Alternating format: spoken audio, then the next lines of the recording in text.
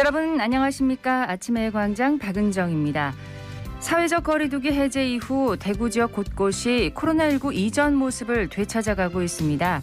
주말 먹자골목에는 만석에 가까운 손님들로 북적였고 때이른 더위에 워터파크에도 이용객이 몰렸다고 하는데요.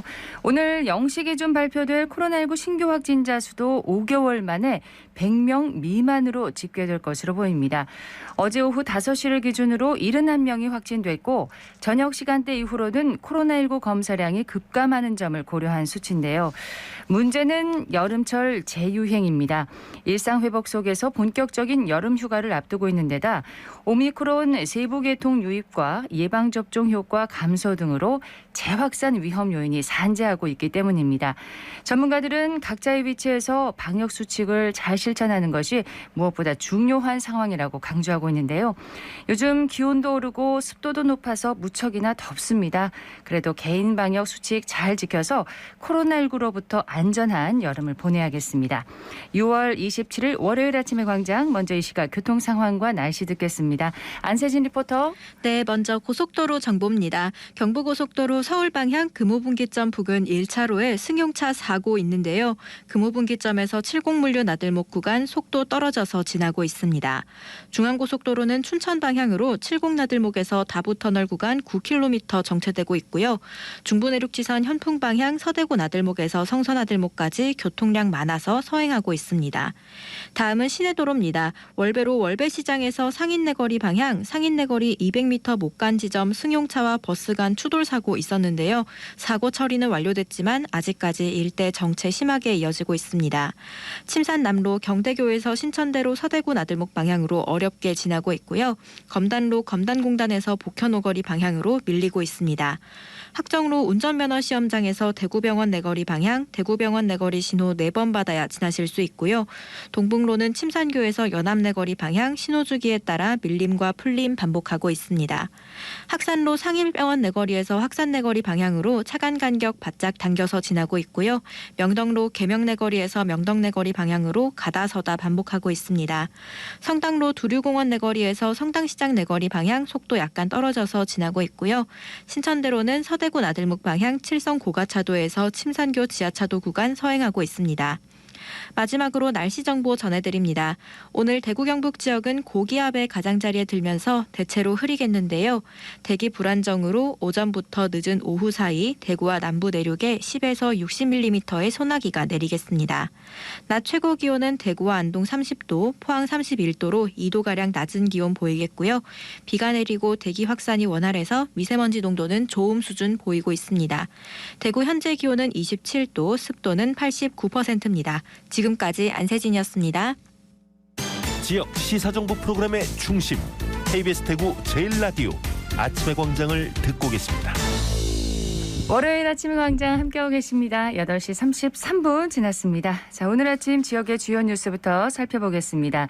자, 매일신문 김근우 기자, 오마이뉴스 조정훈 기자 오늘 함께합니다. 두 분 어서 오세요. 안녕하십니까. 네, 김근우 기자 오늘 첫 소식 듣겠습니다. 네, 이 대구의 어떤 일부 지역들이 이제 부동산 조정 대상 지역에서 과연 해제될 수 있을 것인지 좀 관심이 많이 모이고 있거든요. 네. 이번 주에 정부가 주거정책심의위원회를 열어가지고 이 문제를 논의하기로 했기 때문인데요. 네, 아시겠지만 사실 뭐 굉장히 관심 많은 분들 많습니다. 지금 대구 주택 시장이 상당히 얼어 있는 그런 상황이에요. 그렇습니다. 사실 저도 돌아다니다 보면은 뭐 이제 분양 관련해 가지고 현수막 걸려 있는 것들도 자주 보고 하면서 조금 체감을 하고 있는데, 이 지난 정부에서 아시겠지만 워낙 전국적으로 집값이 많이 올랐잖아요.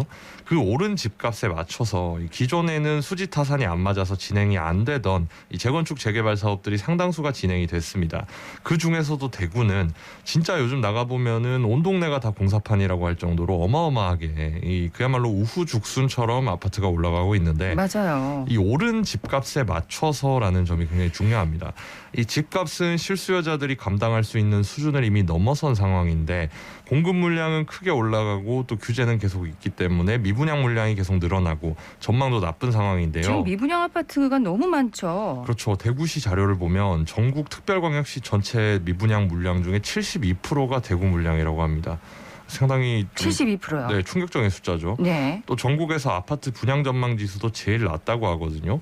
이것 때문에 정부가 대구에 대해서는 좀 조정 대상 지역을 해제해줘야 된다 이런 목소리가 커지고 있는데 이 집값이라는 게 그렇습니다. 급격히 올라도 나쁩니다만 급격하게 떨어지는 것도 사실 좋지 못하거든요. 그렇죠. 이 좀 완만하게 관리하는 게 중요한데 사회적인 문제를 막으려면 이 현재까지 정부가 조정 대상으로 묶은 지역은 전국에서 112곳이고 대구는 달성군 일부를 제외한 전체가 다 조정 대상으로 지정돼 있고 수성구는 투기과열지구로 한 단계 더 높게 돼 있습니다. 네. 이 조정 대상 지역으로 지정이 되면은 대출 비율이 좀 제한된다든지 세금이 늘어난다든지 하는 식으로 여러모로 좀 실수요자들이 집을 사기에는 어려운 환경이 되기 때문에 이거를 풀어줘야 된다는 건데요. 일단 정부에서도 이 부분에 대해서는 긍정적인 신호가 있다고 하는데 이번 주 국토교통부의 결론을 한번 지켜봐야 될 것 같습니다. 근데 이제 대구가 전체가 대상이 될지 일부 네. 지역이 조정 대상 지역에서 해제될지 그 부분도 좀 관심이 갑니다. 맞습니다. 예. 다음 소식 듣겠습니다. 네, 홍준표 대구시장 당선인이 제2대구의료원 건립에 대해서도 여전히 부정적인 입장을 나타내고 있습니다. 홍 당선인은 어제였습니다. SNS에 글을 올려서 대구의 제2시민의료원이 필요한지 여부는 의료 현장의 상황을 보고 판단할 문제이지 막연하게 공공의료 강화라는 구실만으로 판단할 문제는 아니다 이렇게 얘기를 했는데요. 진주의료원 폐업 문제를 아직도 왜곡되게 선전하는 좌파 시민단체의 선전책동이 흥행해 다시 한번 밝힌다라고 얘기를 했습니다. 네. 진주의료원은 의사 16명에 간호사 150여 명을 갖추어도 외래 환자가 200여 명밖에 되지 않는 공공의료기관으로 부적합한 강성노조의 놀이터에 불과했다라는 게 홍준표 당선인의 의식인데요. 대한민국 의료는 모두 공공의료다라고 얘기를 했습니다. 그러면서 대한민국에는 의료 민영화라는 것은 없다고 다시 한번 강조를 했습니다. 홍 당선인은 또 2년 전 대구시장은 코로나 시민 위로금으로 현금 2,400억 원을 1인당 10만 원씩 시민들에게 뿌린 일이 있다라고 지적을 했는데요. 예. 그게 시민들의 생활에 얼마나 도움이 됐느냐라고 질문을 했습니다. 그러면서 제2의료원이 절실했다면 그때 왜 그 돈으로 제2대구의료원을 건립하지 않고 엉뚱하게 돈을 뿌려놓고 이제 와서 제2의료원 문제를 진주의료원 폐업과 연관을 짓는지 참으로 유감이다 이렇게 주장을 했습니다. 또 제2대구의료원 건립이 필요하다는 일부 언론을 향해서도 예. 거짓 선전 선동만으로 기사를 작성하고 국민들을 부추기는 시대는 지났다라고 얘기를 했는데요. 허무맹랑한 광우병 사태를 잊었느냐라면서 광우병 사태를 들이대기도 했습니다. 앞으로는 어떻게 전개될까요? 앞으로 지금 시민단체들은 계속해서 제2대구의료원 건립을 요구를 하고 있는데요. 예. 이 때문에 홍준표 당선인이 시장에 임명을 하더라도 이 문제로 논란이 시끄러울 것 같습니다. 논란이 계속될 것이다라는 전망을 해주셨습니다. 소식을 하나 더 듣겠습니다. 네, 우리나라도 더 이상은 이제 마약 청정국이라는 타이틀을 붙이기는 좀 어려울 것 같습니다. 대구 경북에서도 우편물을 통한 마약 밀수가 기승을 부리는 걸로 나타나는데요. 우편물을 통해서요? 그렇습니다. 대구지검이 올 상반기에만 8명의 마약 사범을 입건해서 전원 구속했다고 밝혔거든요. 이 어느 정도로 밀수가 됐냐면 26만 명이 동시 투약할 수 있는 필로폰 한 8kg, 엑스터시 3,015정, 야바 4만 138정, 또 케타민 1kg 이렇게 도매가 18억 원 상당의 마약류를 대구지검에서 압수했습니다. 26만 명이라는 엄청난데요. 그러니까 대구 시민의 10%가 동시에 투약할 수 있는 분량이라는 거예요. 예. 이 유입 경로는 주로 이제 미등록 외국인 노동자들인 것으로 나타나는데 보통 국제 특급 우편물을 통해서 숨겨서 밀수하는 형태로 나타났습니다. 이 생계비를 마련하기 위해서 마약을 밀수하고 국내에 유통시키는 그런 범행이 빈번하다고 하는데요. 마약이라는 게 사실 단순히 개인적인 문제로 치부할 수 있는 게 아니라 사회적으로도 굉장히 상당한 파급력을 보이는 범죄고 예. 또 이분들이 이렇게 생계비 마련을 위해서 들여와서 판다면 그걸 사는 사람이 있다는 얘기 아니겠습니까? 그럼요. 철저한 단속이 필요해 보입니다. 강력한 단속과 또 대책이 필요해 보입니다. 지역 소식 여기까지 듣고요. 이슈 토크로 넘어가겠습니다. 오늘 짚어볼 이슈는 뭔가요? 네, 오늘의 키워드는 관사입니다. 관사. 이 지방자치단체장들이 이제 지역에 마련하는 관사를 관련해서 이 민선 8기 출범을 앞두고 다시 한번 논란이 불거지고 있는데요. 앞서서 윤석열 정부는 호화 관사 폐지를 비롯해서 검소한 관사 운영을 국정과제에 포함시켰습니다. 일단 오늘은 좀 관련한 내용 살펴보겠습니다. 네, 지자체들이 관사를 지금 어떻게 사용해 왔기에 이렇게 사용 논란이 일고 있는지 현황부터 좀 살펴볼까요? 네, 전국 17개 광역시도 그리고 기초단체까지 합치면 모두 300여 개에 가까운데요. 이 중에서 관사를 사용 중인 단체장은 모두 13명입니다. 광역단체장 중에서는 대구, 경북을 포함해서 전남, 전북, 충남, 충북, 강원 등 이렇게 7곳인데요. 기초단체장 중에서는 충북 보은과 괴산, 전남 광양과 고흥, 무안, 완도 이렇게 6곳입니다. 예. 충북과 전남만 그 기초단체에서 관사를 사용하고 있는 셈입니다. 자, 곧 민선 8기가 출범을 하는데 관사 사용에도 좀 변화가 있나요? 이 사실 관사라는 게 굉장히 직관도가 높은 주제거든요. 이 우리 국민들이 여론상으로 봤을 때 직관도가 높은 이슈가 되려면 의식주하고 관련이 있는 것들이 굉장히 많습니다. 그러니까 예를 들어서 뭐 그 국민 세금으로 호의호식하는 그런 부분을 굉장히 우리 국민들이 좀 눈꼴 싫어하는, 보고 싶지 않아 하는, 눈꼴 싫어한다고 하면 안 되죠. 그거에 대해서 굉장히 비판 여론이 높은 게 관심을 많이 갖는다. 그렇죠. 의식주와 관련된 건 뭐 사람이니까 알아먹기가 기본적인 쉽잖아요. 거죠. 그렇죠. 그러니까 뭐 사실 우리가 흔히 생각하는 뭐 대장동 의혹 이런 것들은 사실 주의 깊게 살펴보지 않으면 어떤 내용인지 잘 알 수 없는 경우가 많은데 네. 누가 뭐 비싼 옷을 사 입었다더라, 비싼 집에 세금으로 들어간다든가 이런 부분 굉장히 직관도가 높지 않습니까? 그렇기 때문에 사실 이 부분은 꾸준히 문제가 되어 왔었습니다. 그렇기 때문에 계속해서 없애는 곳이 늘어나는 추세인데 예. 지금 현재 관사를 운영 중인 광역지자체가 7곳인데 이 대구하고 경북, 전북, 전남, 강원 이렇게 5곳은 일단 관사를 계속 유지하는 걸로 확인이 됐고요. 홍준표 대구시장 당선인 같은 경우에는 제일 먼저 관사 입주를 일단 결정했습니다. 이 현재 권영진 시장이 사용 중인 수성구의 관사를 처분하고 비슷한 가격에 남구 봉덕동 새 아파트를 구입해서 입주하기로 했는데요. 관사로 말이죠. 네, 사실 예. 홍준표 당선인 같은 경우는 원래도 대구의 지역구 의원을 했었기 때문에 수성구 수성못 인근에 이 자기 집이 있었습니다. 근데 전세로 들어와 있었고요. 이제 요거를 빼고 요 관사로 새로 입주를 하겠다는 거죠.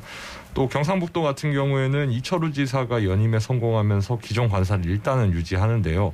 이 취임하고 나서 원래 2018년에 초선 취임을 하고 나서부터 이 경북도청 뒤편에 요 자바센터라고 해서 약간 다목적 건물이 하나 있는데 예전엔 뭐 국제교류관 뭐 이런 걸로도 썼던 곳인데 네. 여기 일부를 관사로 활용 중이거든요. 근데 이것도 좀 논란이 계속 이니까 이 지역의 어떤 라디오 방송에 나와가지고 지금 쓰는 관사를 안 쓰거나 혹은 내가 직접 월세를 지불하고 쓰겠다 이런 식으로 좀 잔행적인 의사를 밝히기도 했습니다. 다른 광역자치단체들은 상황이 어떻습니까? 네, 대부분 기존 관사를 없애고 개인 주택을 임대에 쓰겠다 이렇게 얘기를 하고 있는데요. 이런 곳이 충북 그리고 충남 2곳입니다.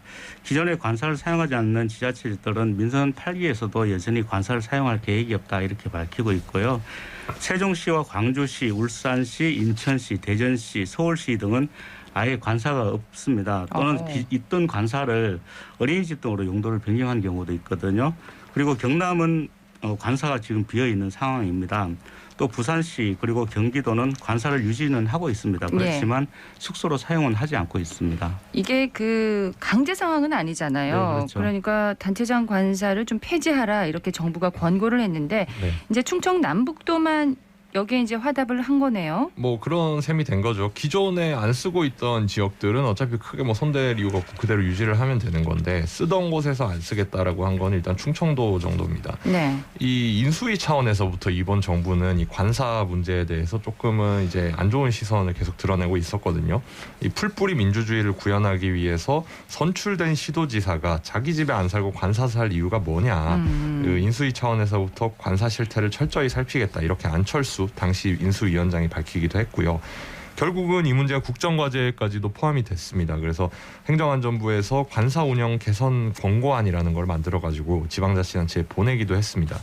이후에는 뭐 지방선거에서 이제 그 광역자치단체장에 출마한 사람들이 후보 시절부터 관사 폐지를 약속하기도 했었고요. 공약으로요. 네, 이번 선거를 통해서 결국 이제 충북 지역 같은 경우에는 기초단체장까지 포함해서 이 관사를 사용하는 단체장은 한 명도 없게 됐습니다. 이 관사를 안 쓰는 주요 이유로는 이제 권위주의의 상징을 폐지한다거나 예산을 절감한다 이런 얘기들을 들고 있어요. 국민들은 이 지자체 관사 사용에 대해서 어떻게 보고 있을까요? 네, 앞서 김고르 기자 얘기했듯이 국민들은 사실 좀 비판적인 입장이 강하잖아요. 여기에 대해서 관련한 또 여론조사가 있습니다. 여론조사에서도 비판적인 여론이 상당히 높았습니다. 리얼미터가 에너지경제신문 의뢰로 지난달 16일과 17일 양일간 만 18세 이상 남녀 1,007명을 대상으로 지자체장들의 관사 사용 필요성에 대해서 질문을 했는데요. 여기에 대해서 필요하지 않다라는 응답이 무려 64.9%에 달했습니다. 꽤 높네요. 네, 그렇습니다. 필요하다라는 응답은 23.2%에 불과했는데요. 약 3분의 1 정도였고요. 잘 모르겠다라는 응답도 11.9%였습니다. 관사가 불필요하다라고 응답한 이유를 물어봤는데요. 여기에 대해서 운영 및 유지 경비가 지방 세금으로 충당되기 때문이다라고 응답한 비율이 50%가 넘었습니다. 또 선출된 공직자가 주민에 군림하는 느낌이다라는 답변도 약 20%에 가까웠는데요. 관사가 지자체장의 재테크 수단으로 악용될 수지가 있다. 이런 답변도 18%였습니다. 네. 반면에 지자체장에게 관사가 필요하다라고 응답한 응답자들에게 그 이유를 물어봤습니다. 여기에 대해서 재임 중 청사와 가까이 거주하기 위해서라는 응답이 44.7%였고요. 또 지자체장 업무 추진에 시설이 필요하다라는 응답도 30.6%였습니다. 그렇군요. 네. 자, 두 기자들께서는 관사 사용에 대해서 어떻게 생각하시는지 궁금해요. 저는 일단 별로 긍정적으로 보진 않습니다. 사실 이 관사라는 게 굉장히 예전부터 있어왔던 관례거든요. 예. 그러니까 예전에는 이 관치 시절이었지 않습니까? 지금처럼 이제 단체장을 국민들이 직접 손으로 뽑지 않던 이제 나라에서 임명을 하던 시절이었기 때문에 그때는 사실 뭐 중앙부처 공무원들이 전국을 순회하면서 근무를 해야 되잖아요. 연고가 없는 지역으로 오는 거잖아요. 그렇죠. 단체장까지도 포함을 해가지고 이제 평생 뭐 예를 들어서 대구에서만 살았던 사람이 광주시장으로 간다든지 뭐 강원도지사로 간다든지 이런 일도 뭐 비일비재했었기 때문에 사실 이런 부분은 어느 정도 출퇴근을 위해서 관사를 좀 제공해줄 필요가 있었습니다. 그 네. 시절에는. 근데 지금은 사실 그렇지 않지 않습니까? 그때는 뭐 내가 언제까지 여기서 근무할지도 모르고 또 내 거주지에 가족이 있는데 거기서 떨어져 살아야 되고 그러니까 관사를 제공했던 건데 지금은 사실 뭐 공직선거법에 따라서 이 후보 등록일 기준으로 일정 기간 이상 그 지역에 살아야지 입후보가 가능하고요. 네. 당선이 되더라도 이 지방자치법에 따라서 임기 중에는 그 단체 안에 이제 주민등록이 돼 있어야 돼요. 예를 들어 대구시장인데 뭐 주민등록이 서울에 돼 있다 이러면 안 됩니다. 이걸 위반하면 당연퇴직하도록 돼 있고요. 그러니까 선거구에 주소지를 두고 있어야지 입후보가 가능한 거죠. 그렇죠. 입후보도 그렇고 이제 임기를 수행하는 면에 있어서도 계속해서 지역에 이제 주소지를 둬야 되는데 굳이 왜 이제 세금으로 관사를 지원해 줘야 되느냐. 사실 앞서서 말씀드렸습니다마는 홍준표 당선인 같은 경우에도 수성구에 이미 자기 전셋집이 있었지 않습니까? 사실 그 전셋집에 계속 살면서 출퇴근을 해도 문제가 없는 거거든요.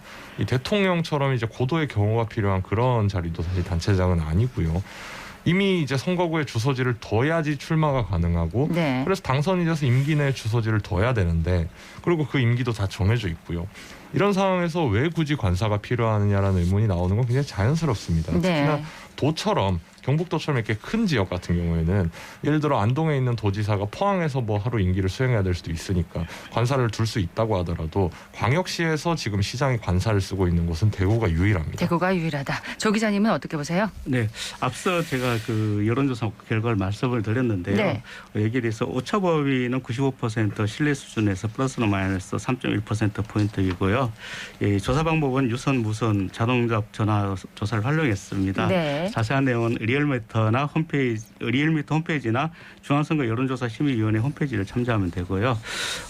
저도 이 관사에 대해서는 사실 좀 부정적으로 보고 있는데요. 대부분의 지자체장들이 해당 선거구에 주소를 두고 있습니다. 그럼에도 불구하고 당선이 되면은 관사에 들어간다. 이거 사실 좀 이해할 수 없는 부분이고요. 특히 관사에 들어가면서 집을 서울에 두고 있는 그 지자체장들도 있고 정치인들도 있습니다. 그렇습니다. 앞서 홍준표 당선인 얘기를 했는데 홍준표 당선인 같은 경우는 서울 잠실에 아파트 한 채를 보유하고 있거든요. 그리고 대구에서는 전세로 살고 있다가 예. 이번에 전세를 없애고 다시 그 아파트 대신에 세금으로 대구 시민들이 세금으로 관사를 마련해 옮기려고 하고 있는데 이런 부분은 좀 문제가 있지 않느냐 이렇게 생각을 합니다. 예, 지역을 위한 일꾼을 자처하면서 관사 사용은 앞뒤가 좀 맞지 않는 것 같습니다. 제가 예전에 칼럼을 하나 쓴 적이 있는데요. 네. 대구에서 자식 키우는 정치인이 보고 싶다는 내용이었어요. 내가 살지도 않고 내 자식이 살아갈 곳도 아닌 지역을 위해서 과연 얼마나 노력하고 그 임무를 잘 수행할지 우리 국민들이 굉장히 좀 면밀한 감시가 필요할 것 같습니다. 네. 대구 시민 여러분들은 어떻게 생각하시는지 궁금합니다. 매일신문 김근우 기자, 오마이뉴스 조정훈 기자였습니다. 고맙습니다. 감사합니다.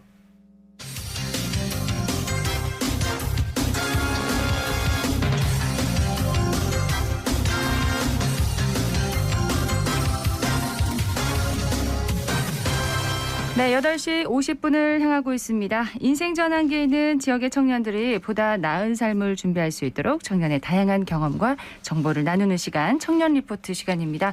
오늘은 대구시 청년정책조정위원회 추현호 위원과 함께합니다. 어서 오십시오. 네, 안녕하세요. 자, 오늘은 어떤 내용을 얘기해 볼까요? 네, 제가 MZ세대가 연령별로 1982년부터 2012년까지 약 30년에 걸쳐서 범위를 가지고 있다.